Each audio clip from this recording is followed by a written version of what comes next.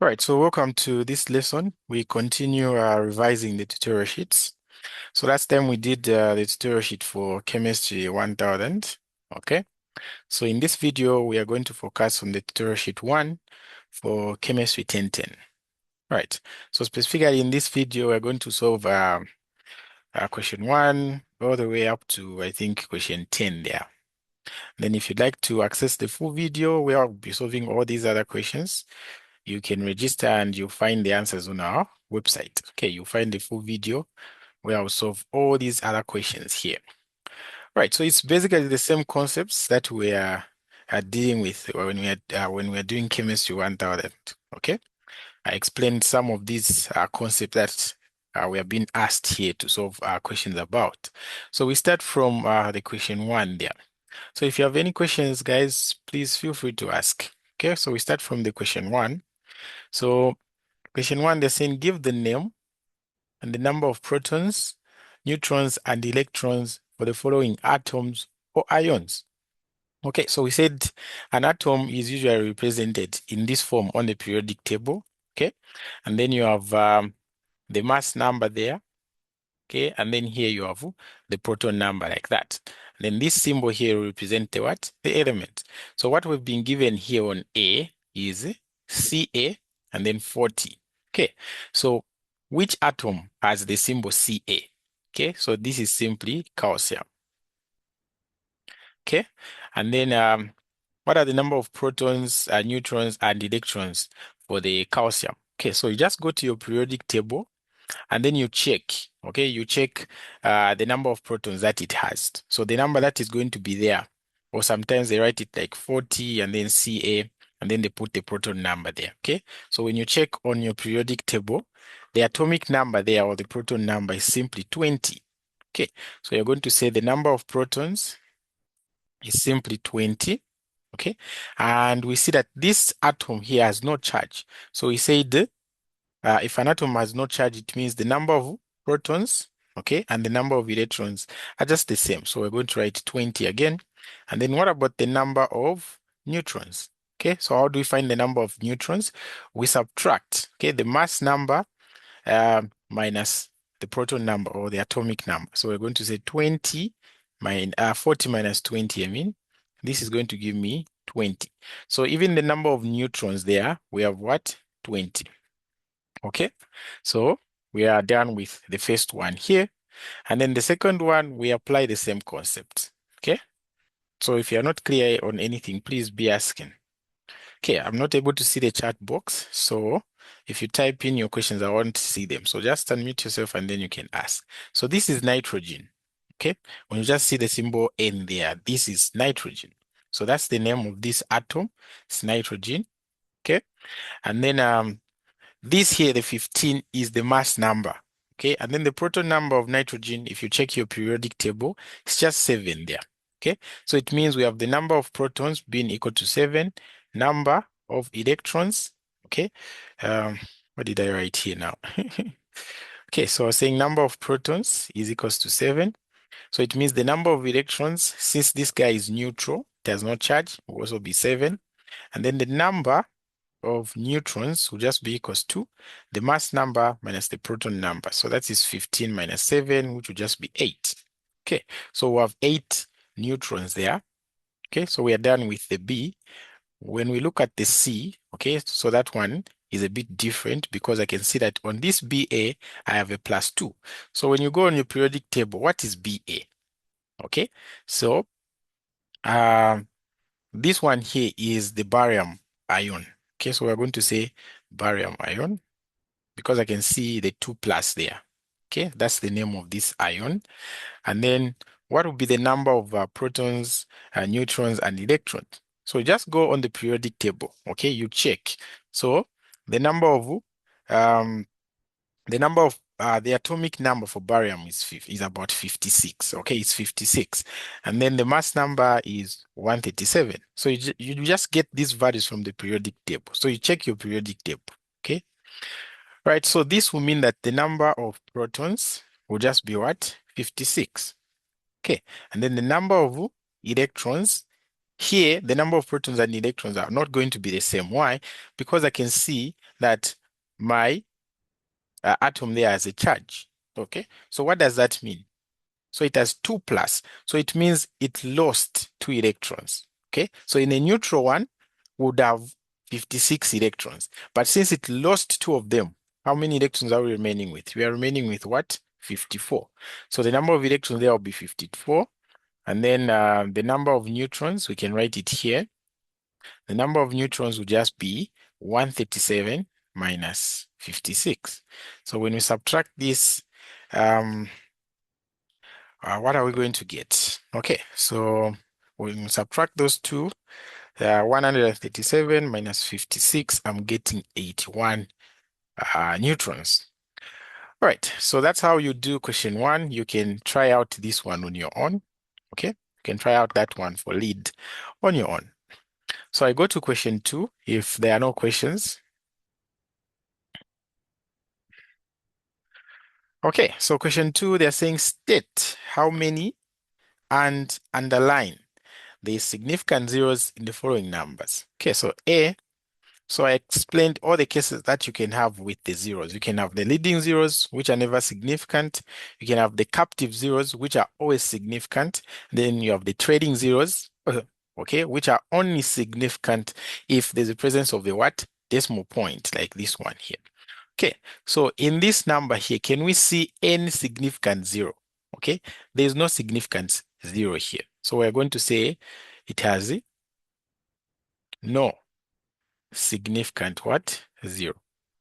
Because the zero that is there is just a leading zero. And we said the leading zero, which is a zero before a non-zero number, is never significant. Okay, so here there is no significant zero. Okay, so we can't even underline because there's nothing to underline. Okay, and then if they asked for the number of significant figures, we're just going to say 1, 2. So 2 significant figures if they asked for that. Okay, what about B? So B have 0.041. Basically the same number, right? Maybe they have just moved the point. Okay, so these zeros here are not significant. Why? Because they are leading zeros. Okay, so this one here has no significant zeros. So there's nothing to underline there because these are leading zeros. Okay, if they ask us for the number of significant figures, we'd say it has 2 significant figures as well. Okay, what about C? Okay, so C has a trading zero. So C, it is 0.0410. So these two are leading zeros, so they are not significant. Okay, they are not significant.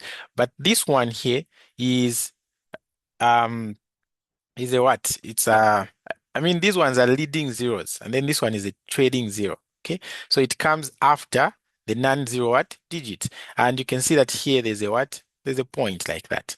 So it means that this zero here is actually what? Significant. So we are going to say that if this number has what? One significant zero. Okay, it has one significant zero, and we can underline it like that. Okay, and then if they ask for the number of significant figures, we're going to say 1, 2, 3. We're going to say 3 significant what? Figures. Okay, and then what about the last one, which is D? So 4.0100. So there's a point there. Okay, and then times 10 to the power 4.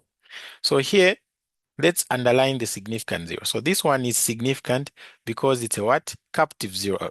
Because it's between two non-zero numbers. So it's significant, we underline it.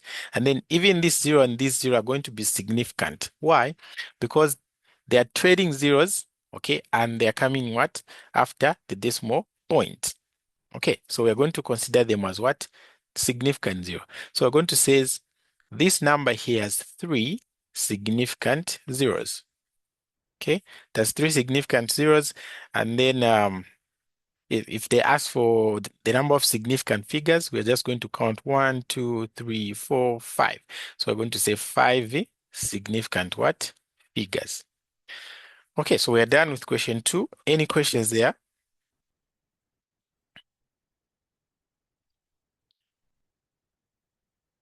Okay, let's look at question 3 then. So question 3 is basically the most part is basically the same thing that we're from doing because they're saying for each of the following quantities, underline the zeros that are significant, okay? And then determine the number of significant figures in each quantity. And then for all of these that have been given here, express in exponential notation. Okay, so exponential notation is simply scientific notation. Okay, so you have to express that number as a multiple or a submultiple of what? 10. That's what we want to do there. Okay, so for example, if we get A is 0.0030. Okay, so which zeros are significant here? This one is significant. Okay, and then how many significant figures does this number have? It has two significant figures. Okay, and then now let's express it in exponential notation. So exponential notation, we just have to move this point until the number that we have is greater than 1 but less than what? 10. Okay, I hope you know that I explained this concept earlier when we were starting the lesson. So I'll move this point 1, 2, 3. So it will come there. Okay, so it has moved 1, 2, 3 times. So this number becomes 3.0 and then times 10. Okay, so how many times have I moved? I've moved 3 times. And to which direction? I've moved to the right like that. So if you move to the right, it means the power should be negative. So I'll write -3 there. Okay, so this here, I've expressed this number in exponential notation or scientific what? Notation. So the funny thing here that you should take note is that the number of significant figures in your original number that you have should be the same number of significant figures in your exponential notation. Okay, so you can see that this one also has two significant figures. Even this one here had two. Okay, so if you express it in exponential notation and then it has different number of significant figures, that would be wrong. Okay, you have to maintain the number of significant figures. Okay, let's look at B. So B, it's 0.1044 grams. Okay, so which zeros are significant here? Okay, we are going to say the zeros that are significant is just this guy here. Okay, this guy is significant, and then we are going to count the number of zeros there. I mean, the number of significant figures, which is 1, 2, 3, 4. So it has 4 significant figures, this number. Okay, and then what else are we going to consider? Okay, we have to turn it into an exponential. So we have the decimal here. So we'll move it 1. I think just move it once here. Yeah, so we move it once here so that we have a number, okay, which is greater than 1, okay, or it can be equal to 1, but it should be less than what? 10. Okay, so it means I have 1.044 times 10. Okay, so I've moved 1 place to the right. So this is -1. Okay, you can even put the units here. So here I forgot to put the unit, which is liters. So you can see that in this number, the number of significant figures are maintained. Okay, there are 4 significant figures here. Even here, there were 4. So always maintain the number of what? Significant figures. Okay, so it's basically the same concepts on all these other questions here. So I'll leave some of them for you to try on your own, okay, so that you get to understand the concept. So let me look at D here. So D, it's 0.00000, and then you have 4.715 meters. Okay, so which ones are significant zeros here? Okay, which ones are significant zeros here? So the significant zeros here, there's none. Okay, why? Because these are leading zeros here. So there's no significant zero here. And then the number of significant figures here will just going to be 4. Okay, they're just going to be 4 significant figures. So you count 1, 2, 3, 4. So we have 4 significant figures in this number. And then from there, we can express it in exponential notation. So we say 1, 2, 3, 4, 5. Okay, so we've moved it 5 times to the right. So that would be a -5 power. So I have 4.715 times 10 to the power -5 meters. Okay, so you see that the number of significant figures there are maintained. Okay, you maintain the number of what? Significant figures. Okay, and then I'll solve the last one, F. I'll skip E, okay, because F there That's where the concept I want to emphasize is. So this is the number that you have, right? Seconds. Okay. So which one are we going to consider significant here? Okay. So these ones are they're trading zeros. We are not going to consider them significant. Okay. But it means there's a decimal point there which is invisible. So if you want to convert it into exponential form, we are going to move 1, 2, 3, 4. So make sure that the number that you get is 1 greater than or equal to 1, but it should be less than 10. No wonder I'm moving this point up to this here. So it means I'll get 5.76. Okay, let me put the zeros for now. Then times 10 to the power. How many times have I moved? 1, 2, 3, 4. So I've moved 4 times to the left. So the power here should be positive like this. Okay, so now notice here. If I put a point there, then it will mean that this number here has how many significant figures? It has 1, 2, 3, 4, 5. Okay, but here initially we said we are considering these are not significant. So we have 1, 2, 3 significant figures there. Okay, we have 3 significant figures there. So it means even in our exponential form, we should maintain the number of significant figures. So these zeros, we are not going to write them because if we write them, they're going to count as significant zeros. So our answer should just be 5.76 times 10 to the power 4 seconds. Okay, so this one here will be our number expressed in exponential notation or scientific notation. Okay, so that's what we get there. Unless there are questions, we'll move to question 4. Okay, so question 4, they're saying what here? They're saying silicon Si is essential to computer industry as a major component of semiconductor chips. It has 3 naturally occurring isotopes, okay, silicon 28, silicon 29, and silicon 30. Okay, the first question is determine the number of protons, neutrons, electrons in each silicon isotope. Okay, so I have silicon 28. So that 28 is the mass, okay, the mass number. And then this one here is silicon 29. Then this one here is silicon what? 30. So these numbers here are changing because we are dealing with the isotopes. And we said isotopes, what changes is the number of what? Neutrons. Okay, so it means here there is an additional neutron to this one. Okay, even here there's an additional neutron to this one. Okay, so when you go on your periodic table, what is it? The proton number of silicon. Okay, the proton number of silicon is 14. So it means they are down. We're just going to have 14, even here 14, even here 14. So the number of protons and electrons won't change, but the number of neutrons will change. So they cause these masses here to change. So we're going to say in this first one, the number of protons is just 14. So since it's neutral, electrons are the same. Okay, and then neutrons, you're going to do 28 minus 14. So 28 minus 14, what are we going to get? Okay, we're going to get 14 as well. And then here, the proton number is the same, electrons the same, neutrons to be 29 minus 14, which is just 15. Here, proton number the same, electrons the same, and then neutrons, it will be 30 minus 14, which will just be 16. All right, so we have found the protons, the neutrons, and the electrons for each of those isotopes of silicon. Okay, so any questions there?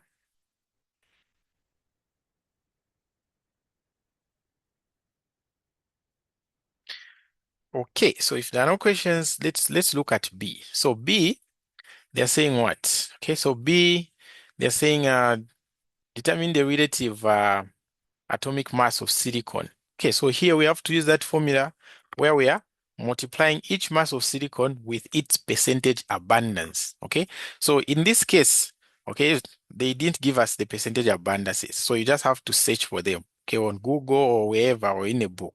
But if it isn't, if it's in a quiz or test, they will give you those abundances. So no need to worry about them. Okay, but in this case, this is just a tutorial sheet. that is meant for you to research. Okay, so you go on Google, you search what are the relative percentages or relative abundances for the isotopes of what? Silicon. So they will give you that. Okay, so silicon 28 has the percentage abundance of about 92.22 92.23, I think. Yeah. So about 92.23%. And then silicon, okay, silicon 29, it has the percentage abundance of about 4.67%. And then 30 has about 3.1 something. So just write 3.0%. So these are the percentage abundances approximately for what? For silicon. Okay, so I just searched for this, but if it's in a test or quiz, they are going to give you the percentage abundances to use. Okay, so don't worry. So now we're going to say the relative atomic mass is just going to be equals to the percentage abundance multiplied by its mass. So the mass of this one is 28, this is 29, this is 30. So we're going to have 28 multiplied by 92.23 divided by 100 plus here to be 29 multiplied by 4.67 divided by 100 plus here to be 30.3.10 divided by 100. Okay, so when we multiply all these, what are we going to get? Okay, so I'll be punching on my calculator. Please counter check with your calculator as well. Okay, so if I punch in the first one, what am I getting? Okay, I'm getting about 25.8244. Okay, I'll just end there. Plus, punch in this one, I'm getting 1.3543. Plus, if I punch in this one, I'm getting about, 0.93. Okay, so the remaining thing here is just to add these things now. Okay, so if I add all these things, what am I going to get? So this plus this plus this, I'm getting a 28.1087. So you can just round off these to two decimal places. So we're going to have about 28.11.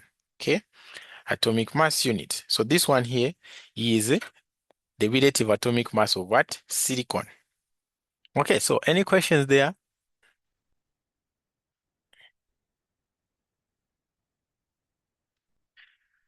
Okay, so let's look at question 5. So question 5 now, they're saying how many liters of ethanol are needed to prepare 500 milliliters of a 3.5% volume by volume. Okay, so 3.5% volume by volume solution.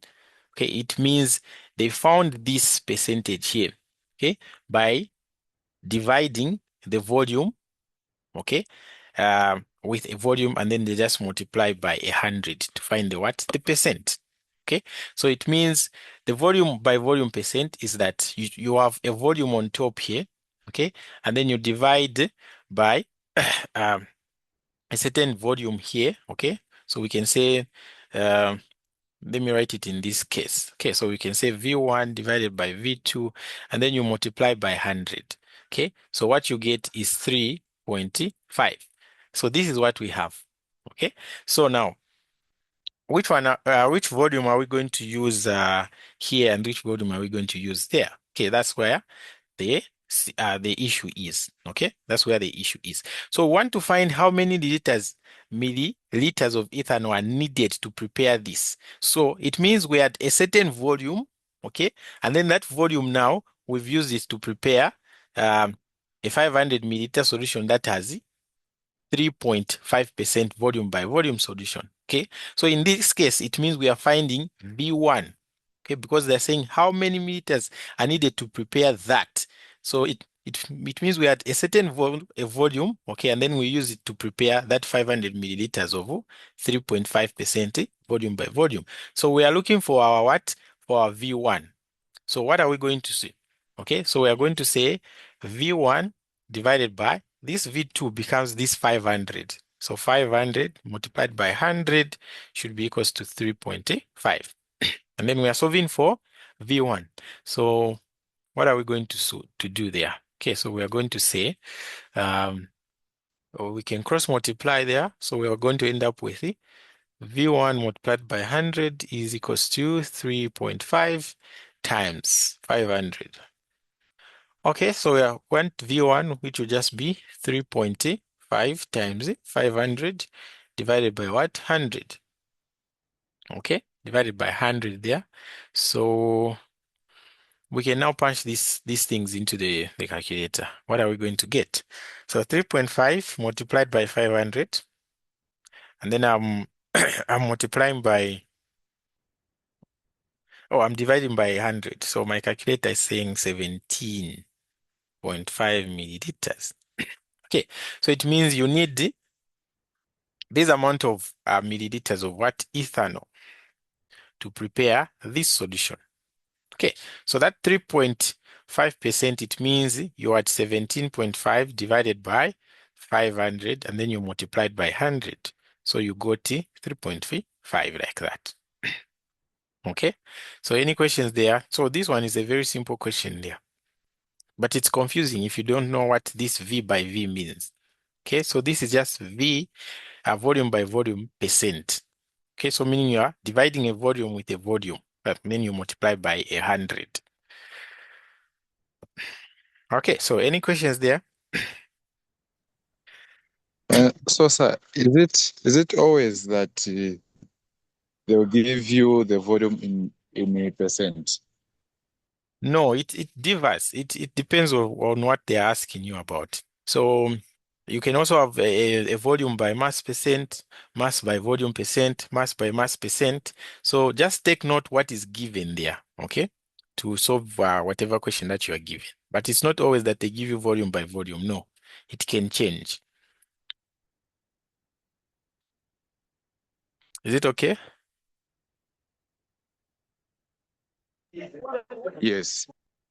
All right. So now let's look at question 6. So question 6 is very simple. If you know the atoms and if you know what we call as the radicals, okay, or the complex ions. Okay, so the complex ions have specific names and they have a specific valence that they use. So you have to know, first of all, the you have to know the atoms and their valences. You also have to know the special, the complex ions or the radicals with their valences. Okay, so they're saying explain. Okay, explain what is wrong with the name or formula at the end of each statement and then correct it. So the first one here we've been given BA and then C2H3 and then O2 and then there's another 2 there. Okay, and then they're saying this molecule here is called barium diacetate.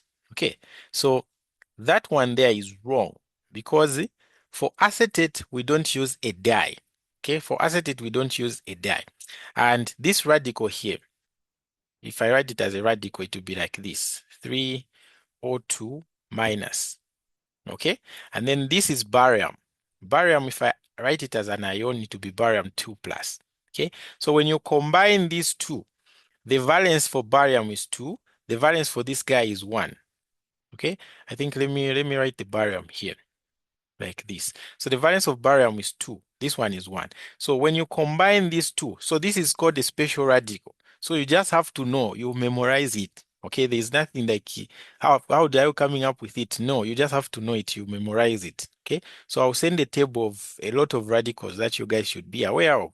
So this is one of them. So this is called acetate. Okay, so it has a valence of 1, and then the barium has a valence of 2. So what are we going to do here in order to get its formula? We like cross multiply with their valences. So this one goes there. Okay, so you have just barium with the 1, but we don't show the 1. And then this one here receives the valence of 2. So it has these 2. So this one is just called barium acetate. Okay, it's not called barium diacetate. So this di here is making this name here to be wrong. Okay, it's just called the barium what? Acetate, not barium diacetate. No. Okay, so that's where the problem is. So you say it's not called the dye, it's just called the acetate. So it means you've identified the problem and then you've also corrected it. Okay, so that's what is wrong with the A. And then B, we have the same sodium sulfide has the formula N2 and then SO3. Okay, so this is wrong. Okay, the name here that they are, I mean the formula that I've given here for sodium sulfide is wrong. Okay, because this guy here, the CO3, is a radical or a complex ion. Okay, and it is called sulfide. Okay, it is called sulfide, or some people write it like this. Okay, it is called sulfide. So this formula that they have given here is for sodium sulfide. Okay, it's for sodium sulfide. And then here, what they are meaning here when they say sodium sulfide, okay, they just mean sodium connecting with a what? With a sulfur like that. Okay, so that one there, I've forgotten a 2 here because sulfur has a valence of 2. So sulfur has a valence of 2, and then sodium has a valence of 1, which is here, but we don't show it. So this formula here will be the correct formula for sodium sulfide. Okay, and then this formula that they gave here is for sulfite. Okay, and then we also have another radical that is similar to this, SO4. It has a charge of 2 minus like that. Even this one has a charge of 2 minus if it's an ion like this. Okay, so this one here, when you see a 4 there and not a 3 like here, it is called the sulfate. Okay, I'm sure you are used with this one, right? Okay, you know a lot of sodium sulfate. You say it a lot, and you do a lab containing barium sulfate, something like that. Okay, so sulfate, it means there's a 4. Sulfite I, it means there's a 3. Okay, so here the problem is this SO3. It's not supposed to be there. So the correct formula there is Na2S, just like this. That's the sulfide. Okay, so any questions there, you are free to ask. Otherwise, I'll move to question C. So on C, we have iron 2 sulfate here, okay, as the name. And then they're saying it as that formula there, okay? So iron 2 is a transition metal. So it means what they are giving here is your valence, okay? The valence that ion is using, okay? So I already said that what we have here, the SO4 2 minus, it has valence of 2. And then here they're saying iron 2. Iron 2 makes 2 plus ions. It also has a valence of 2. Okay, so it means when I cross multiply, I'm going to have Fe2 and then SO4 2.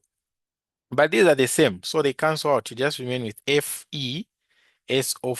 So this one here is iron 2 sulfate, okay, and not this one. This one is wrong because of that 3 there, okay? So you can put that 3 there if you're talking about iron 3 sulfate, okay? Then that formula there will be correct. Okay, but for this name, that is the iron 2 sulfate, which is represented like this one here. Okay, and then D, what do we have? Okay, so D, we have this one here. Okay, so D, we have cesium carbonate. Okay, so cesium carbonate. So what's the valence of cesium? Cesium, okay? So cesium is in group what on the periodic table? Is it in group 1? Yeah, I'm very sure it's in group 1. So let's check before I give something wrong here. So where's the periodic table here? So cesium is, yeah, you can see cesium here. Let me zoom in. So cesium here, it's in what? Group 1. This is group 1 here. So it means it has a valence of 1, right? Okay. And then the other one, which is the carbonate. Carbonate is a special radical. So I know that it has a valence of 2. Okay, the carbonate. So cesium, okay, which is CS has a valence of 1. And then the other part there is the carbonate.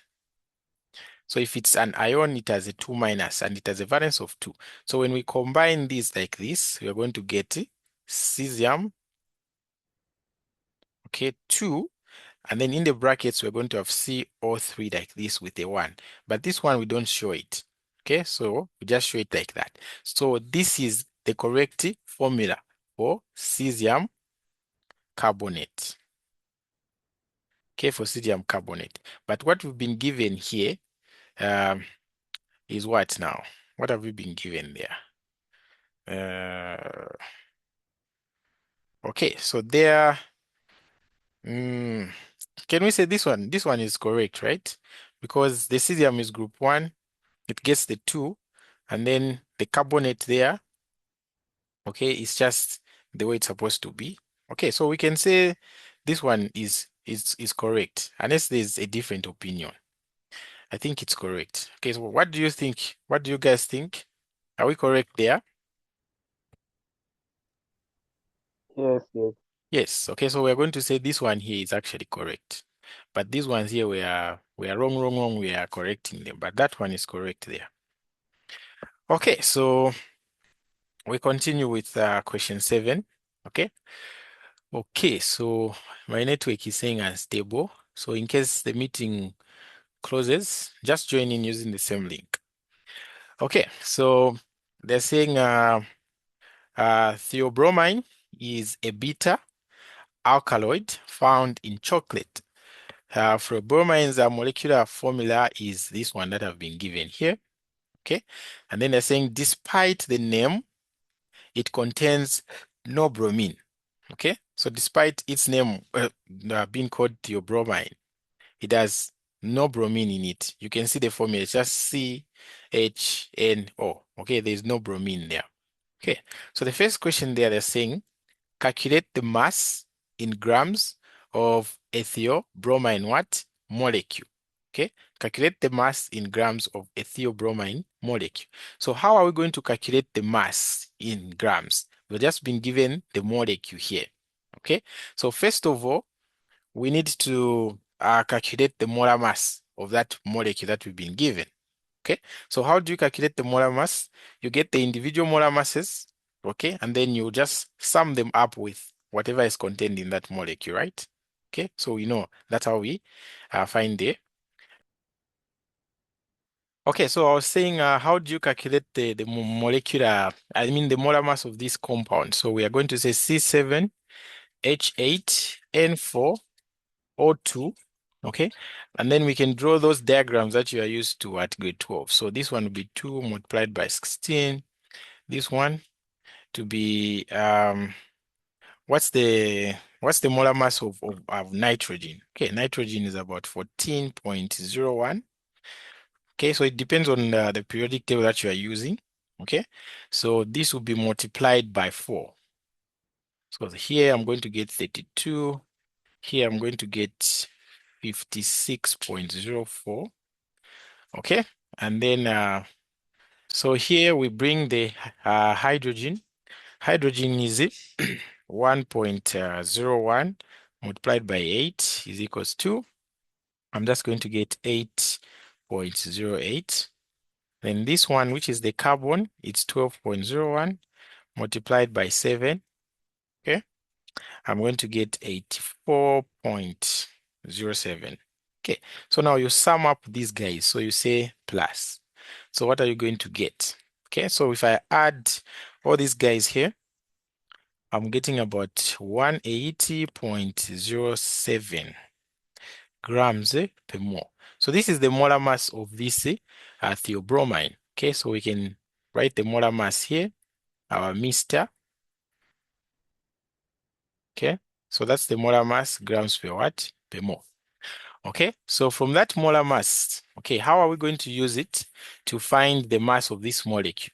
So if we are finding the mass of this molecule here, it means we only have one molecule. Okay, so we are going to use a powerful tool there to find the mass.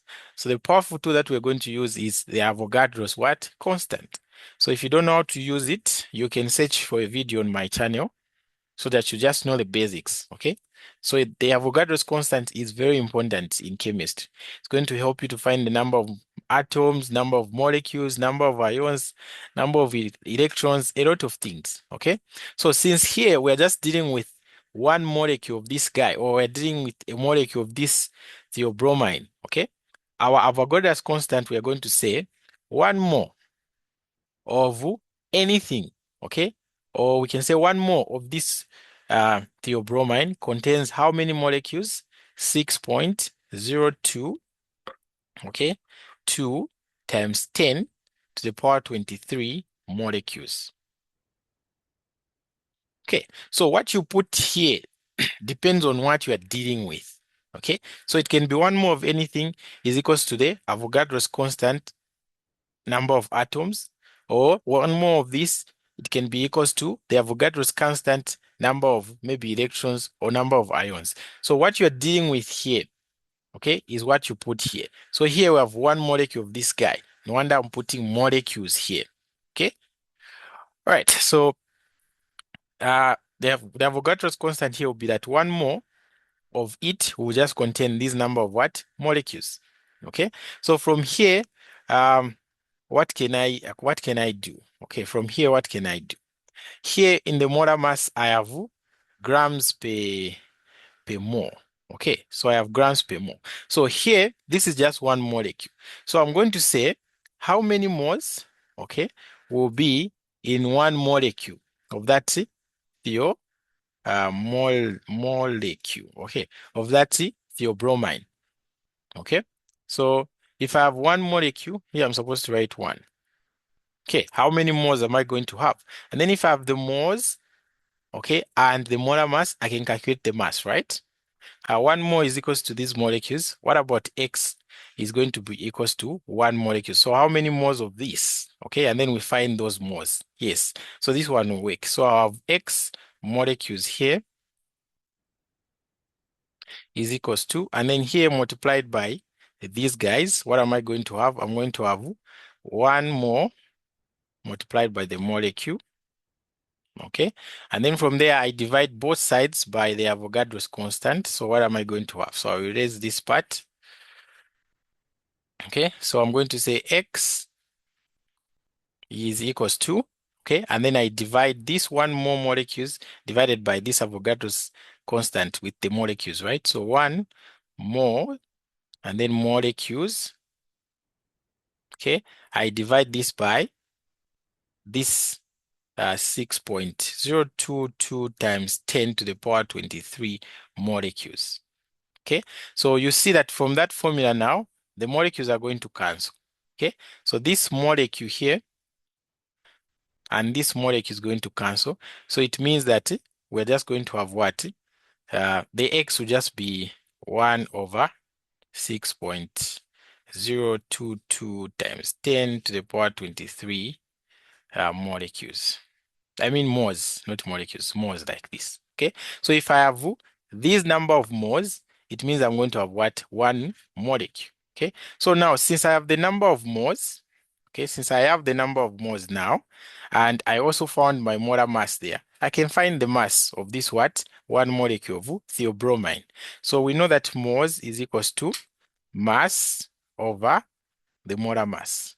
Okay, so we have these moles, which are just these here. And then we also have the molar mass. We want to find the mass. Okay, so mass will be equals to the moles multiplied by the what? Molar mass. Okay, so this is the formula that we're going to use. So mass will be equals to the moles I have 1 over 6.22 times 10 to the power 23. I'm going to say moles multiplied by, okay, the molar mass. The molar mass is 180.07 grams per mole. Okay, so you see that from there, these moles and these moles are going to cancel. So what are we going to remain with? Okay, we're going to say our mass is going to be equals to 180.07 divided by 6.022 times 10 to the power 23 grams. So this is our mass, okay? Okay, so you can divide this now on your calculator. What are you going to find? So let me punch that on my calculator.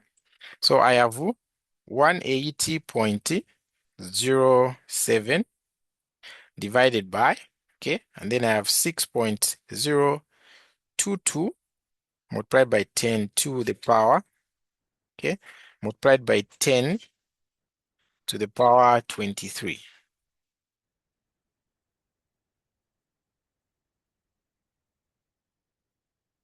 Okay, multiplied by 10 to the power 23, like that. All right, so the mass that I'm getting is 2.99, and then I have a lot of decimal places here, but you can just round it off to 3 decimal places, 3 significant figures, I mean, then multiplied by 10 to the power minus 22 grams. Okay, so this is what I have here. So it means 1 molecule of theobromine, okay, has this mass. Okay, so that's how we find it. So we convert first of all, okay, the molecules, which is just 1 molecule of theobromine, to the moles, and then we convert those moles to the mass by using what? The molar mass there. Okay, so we are also going to use the Avogadro's constant in all these other questions that you can see down there. Okay, so that was number A, or letter A. And then let's look at B. So B here, they're saying how many moles of molecules are present in 1 gram of theobromine. Okay, so we still are using the Avogadro's constant. Okay, so how many moles of molecules are there in 1 gram of what? Theobromine. Okay, so what was the molar mass that we found? So the molar mass was 180.07 grams per mole. Okay, so here we've been given the mass of this theobromine as 1.00 grams. Okay, and then we want to find how many moles of what molecules are there. Okay, so in short, we have to find the the moles, okay, that are present in that 1 gram. Okay, so here we're just going to say moles is equals to the 1 gram divided by the molar mass. So this is going to be equals to, okay, so you divide these two, what are you going to get as the number of moles? So my calculator is saying 0.00555 moles. So we're just calculating the moles of this molecule here, if the mass is 1. So no wonder we're just using this simple formula, okay? And then here now where they're saying how many molecules are there in 1.0 grams of what? Theobromine. So it means you have to use these moles, okay? So remember from the area formula that I stated, I said 1 mole, okay, of anything contains 6.022 times 10 to the power 23 what? Molecules. Okay, so here they're saying how many molecules are there in 1.00 grams of theobromine.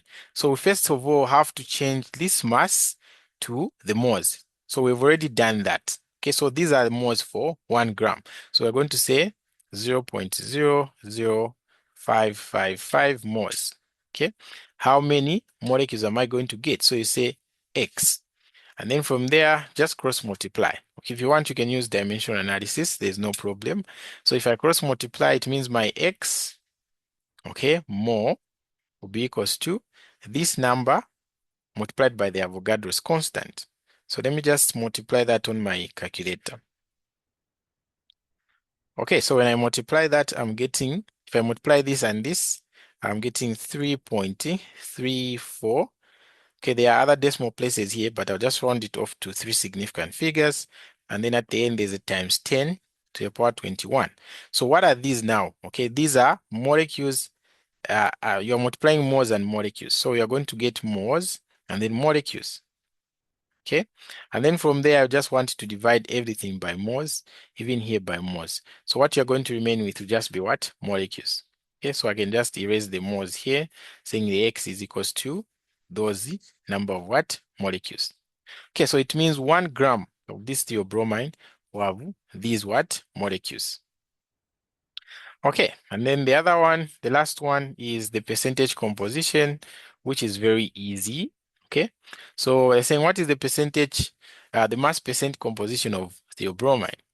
So it means the mass percent, okay, is just going to be equals to the molar mass of that element, okay, or I can say the total mass of that element in that molecule, and then divided by the mass of the molecule. So the mass of the molecule is that molar mass that we found, which was 180.07. Okay, so if I'm finding the percent composition or the mass percentage composition of carbon, I'm going to say percentage of carbon is equals to, okay, 7 multiplied by the molar mass of carbon divided by the total when I add for all of them. And then I'm going to multiply this by 100. So whatever I'm going to get there will be the percentage composition of carbon. So I'm getting 46.7%. Okay, what is the percentage composition of hydrogen? To be 8 multiplied by 1.01 divided by 180.07 times 100. So this is going to give me what? Okay, so it's giving me 4.48%. Okay, and then what is the percentage of nitrogen?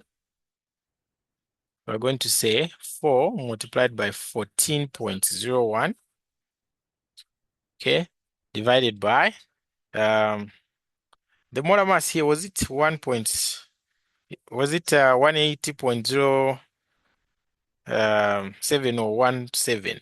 I think it was 17, not 07, right? Yeah, because let me do it on my calculator again. So the total molar mass, okay, 7 multiplied by that, 8 multiplied by this, 14 multiplied by 4, and then I have 2 multiplied by 16 equals. Yeah, so the molar mass here was this. It was 17 there. Okay, it was 17 there, not 07. So correct that. Okay. All right, so I'm dividing all this by 180.17. Okay, and then their answer I'm multiplying by 100. What is the percentage that I'm going to get? I'm getting the percent as 31.1%. Okay, so to find the percentage for this oxygen, okay, you just do the same. Okay, you just do the same. So let's do it here. So the percentage of oxygen will be percentage of oxygen is equals to 2 multiplied by 16 divided by the molar mass, 0.17 times 100, like this. Okay, so what will this give me? It's giving me 17.8%. Okay, so find the percentage composition of each element that you can see in that molecule. So this one here will be our answer. So any questions there before we do question 8?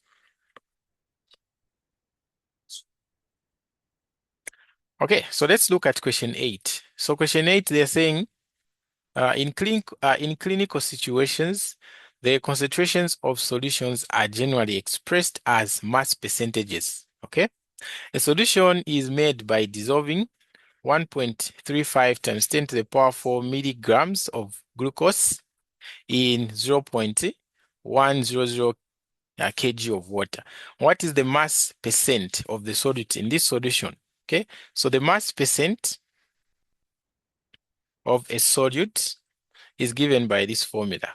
Okay, you're going to have the mass of the solute on top divided by mass of the solution. Okay, so this solution will have the mass of the solute plus the solvent. Solvent, like that. Okay, so when you divide this and then you multiply it by 100 like that, this will give you the mass percent of the solute. So what is the mass of this solute? What is the mass of the solution? So for the mass of the solution, we have to add the mass of the solute, okay, and the mass of the what? Of the solution there. So these masses have been given, this one is in milligram, this one is in kilogram. So we have to change them to a common unit, which is the what? The gram. Okay, so we can use conversion by the metric system. Okay, we can use conversion by the metric system. So let me get this metric system here, and then we can use it. So this one here, I'll get it. Okay, then I'm going to add it here. So according to this metric system here, okay, according to this metric system here, what does the MIDI mean? Okay, so the MIDI, where is it? It's this small letter M here. It means 10 to the power 3. So that mass there is just going to be mass of the solvent, which is the mass of the solute, which is glucose here. It's going to be equals to 1.35 times 10 to the power 4 times where there's MIDI here, I'm going to replace it with its value, which is 10 to the power minus 3, and then I say grams. So this will give me 13.35 times this, okay, multiplied by this. They're the same basis, so we just add their powers. It's just going to be 10 to the power 1 grams. So it means here the mass will just be 13.5 grams. So this is the mass of the what? Solute, which is the glucose. Okay, this is the mass of a solute. And then let's also convert this mass here, which is in kg. Let's convert it to grams. Okay, so mass of the solvent, which is the water, is 0.100 kg. So this k here, according to the metric system, the k is 10 to the power 3. And then I have the grams. Okay, so if I multiply this, I'm just going to move 1, 2, 3. So I'm going to get 100 what? Grams. Okay, so 100 grams is the mass of the water. 13.5 is the mass of what? The glucose, which is the solute.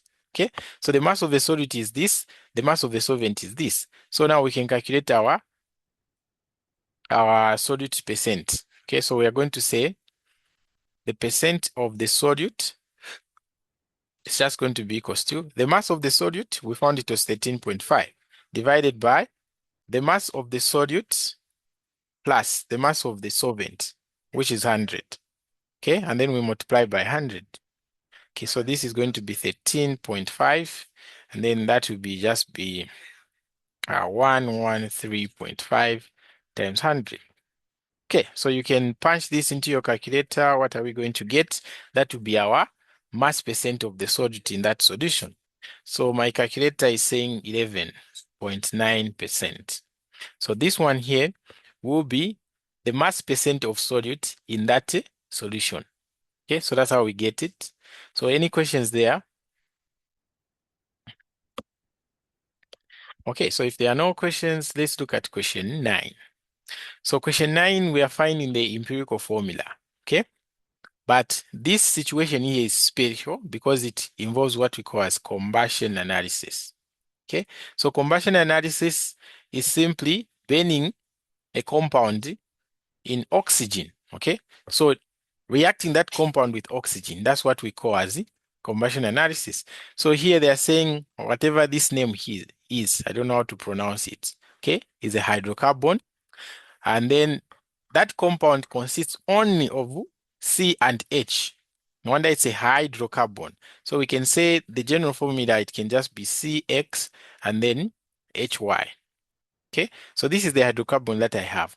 And then they are saying it's been bent. Okay, so being bent in chemistry means reacting with oxygen. Okay, and then when it's bent, it will produce carbon dioxide plus what? Water.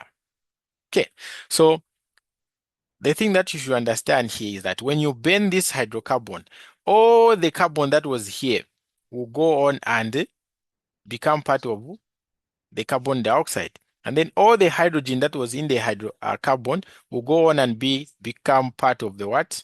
The water. Okay, so you know that when we are finding the empirical formula, we need to know the mass percent of the atoms that compound contains, right? Or we can know their actual masses. So in this case, we are knowing their actual masses. So we have to calculate, okay, the mass of carbon that will be here and the mass of hydrogen that will be there. And then we are going to use those two in our empirical what? Formula. So how do we get those masses? Okay, we use the percentage composition of carbon in carbon dioxide and the percentage composition of hydrogen in the what? The water. Okay, so we are going to say, since this guy here has the mass of 0.215, here it is 0.747, then here it is just 0.109. Okay, so in this mass, there's a mass that belongs to the carbon, and then the rest is oxygen. Even in this mass, there's a mass that belongs to the hydrogen, the rest is oxygen. So how do we find that mass for carbon in here? Okay, we use the percentage composition of carbon in here. So the percentage composition of carbon, I'm going to say carbon has 12.01. That's the molar mass of carbon. Okay, and then this total compound here, it will be 12.01 plus 2 multiplied by 16. So this is going to give you about 44.01 grams per mole. So this is the total mass or the total molar mass of this compound. So I'm going to divide with that. Okay, so that will be my my percentage composition, okay, by mass of the carbon. Then I'm going to multiply this with the mass of the carbon dioxide that I have there. So 0.747. So the mass that I'm going to find here will be the mass of the carbon that is present in this guy. Okay, so let's multiply that on our calculator. I'm getting 0.204 grams. So this will be the grams of what? Carbon. Okay, what about the water? We do the same. We find the percentage of carbon. So that will be 2 multiplied by the molar mass of hydrogen there, divided by the total, multiplied by what is the mass of the water? It is 0.109. So this is going to be equals to, okay, so if you punch this on my calculator, it's saying 0.0122 grams. And these will be the grams for what? Hydrogen.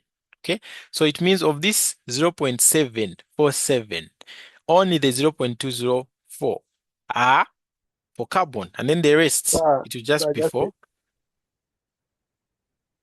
Yes, someone has a question? pardon. Yes, yes. Yes, you can ask. On this second part,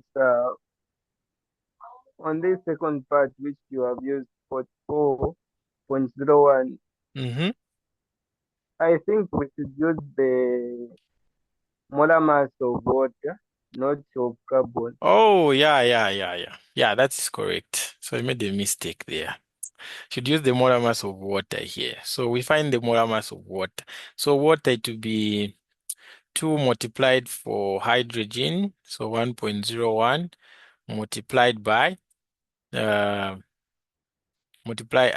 plus the molar mass of oxygen, which is 16.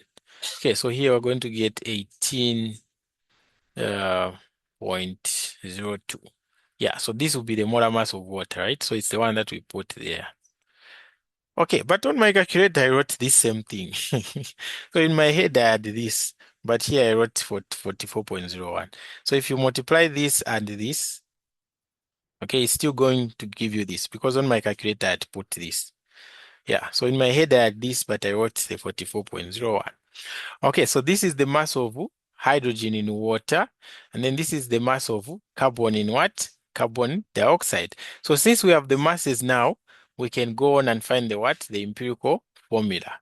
So let's just erase this part and then find the empirical formula. Okay, so the empirical formula, we take simple steps. So we're going to say element there. Okay, going I to have a say question. element. Yes, you can ask. So that we have found the percentage composition, the mass composition of carbon and the hydrogen in both. Yes. But what about the oxygen? Is it supposed to be found also? No, here in this case, we are not finding the oxygen because they said this compound here is a hydrocarbon. So it consists only of the what? The carbon and the hydrogen. So you're only interested with the carbon and the hydrogen. Have you seen it? Oh yes, I've seen it now. I thought there was also oxygen. No, unless they say that compound contains oxygen, then you need to find the oxygen now. Okay, so this compound contains only carbon and the hydrogen. So we're going to say carbon here and then hydrogen there. And then what will follow, we say mass.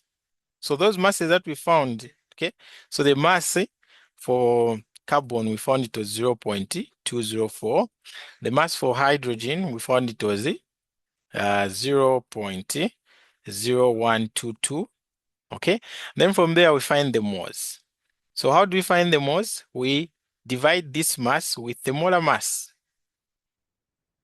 0.01 here to be 1.01. Okay, so when we divide there, we're going to find the moles. So what will be the moles? So if I divide this, I'm getting 0.0170. Okay, I can end there. Then if I divide this side, okay, this side is giving me 0.0121. Okay, so confirm also with your calculators. And then from there, we're going to find the ratio. So the ratio, we pick the smallest number between these two. Okay, so which one is smaller? We see that this one is smaller. So we're going to divide both of these moles with the smaller number. So we're going to say 0.0170 divided by the smaller number.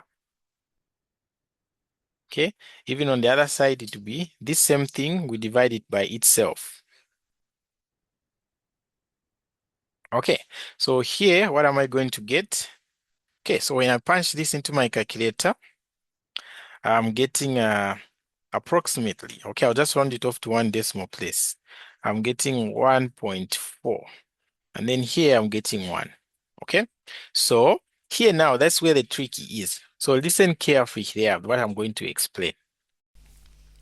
All right, so when you have such numbers here, okay, there are special rules that you use to round off. Okay, so you can only round off if those certain rules are met. Okay, so the way it is here, the 4.1 here, some people can just round off this 4 and they say the ratio is 1 to 1, and so the empirical formula is going to be CH. Okay, but this is wrong. Okay, you can only round off if the number that is there satisfies the rules that I'm going to talk about. Okay, so let's say the number that you get there is k. Okay, so you can only round off if this k is less than x.2. So this x here can be any number. Okay, it can be 1.2, 2.2, 3.2, 7.2, 9.2, any number. Okay, so if the number that you get here is less than x.2, it means you can round off. So for example, if my k was if my k was 1.1, here I can round off, okay, because this 1.1 is less than x.2. So in that case, we'll take this x as the 1. Okay, if my k was 1.0471, I'll still round off here. I'll just get k is equals to 1. Okay, and then in the other case where you can round off is when you have k greater than x.8. Okay, so for example, if my k was let's say 5.9, this 5.9 here is greater than x.8. Okay, so we can round off. So I said this x here takes any value. So in this case where I'm using 5.8, it means this x here will just be 5.8 like that. In this case where I'm using 5.9, so it means this 5.9 is greater than this, so we can round off. Okay, but if the value of k, or the number that you get there, okay, is between x.8 and x.2, never round off here. Okay, if you round off, then you're going to get the wrong empirical formula. So never round off here. So how do we handle such numbers here?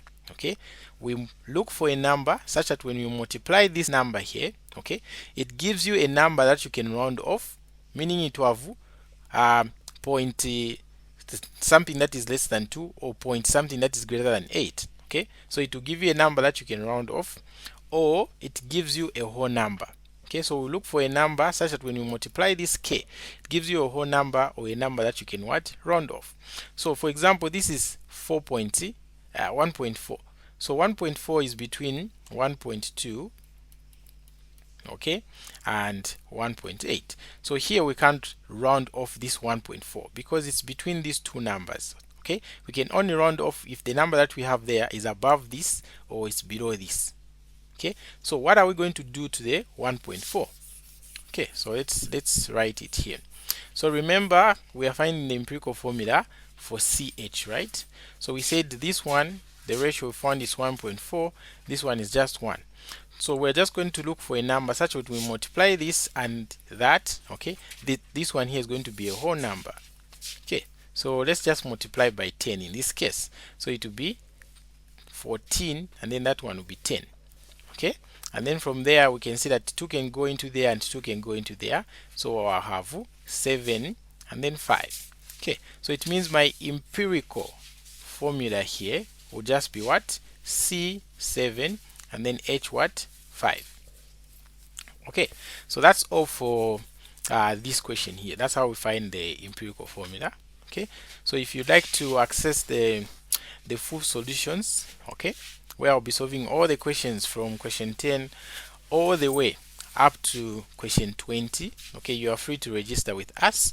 You can check the link in the description here.